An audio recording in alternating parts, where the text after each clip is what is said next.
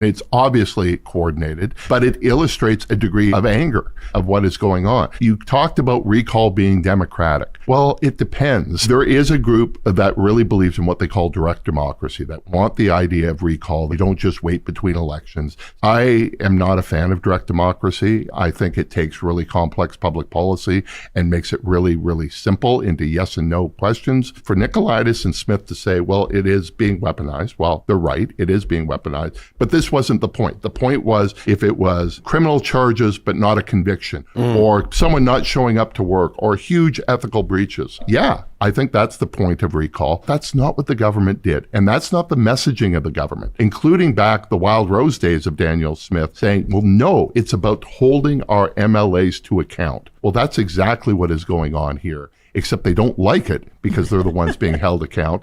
And I expect that you're going to see a backlash, not to the idea of recall, although that's possible. I'm wondering when the mobilization is against NDP MLAs. They're probably pretty safe in the fact that enough signatures will not be collected, but they will be distracted by this. This will be a big distraction, just like it was for Jyoti Gondek. Think about the motivations of the people who are doing them. The whole thing kind of does make me laugh. It was going to be good for democracy. That's how we started this conversation off. I didn't hear any UCP MLAs getting upset about how the law was being used against Jyoti Gondek. Gondek had done nothing criminal. I don't think she was missing days of work. They were either gleeful about the efforts or they sat on their hands and said nothing. It's kind of hard to get upset about the fact that this law that they put in place is being used against them.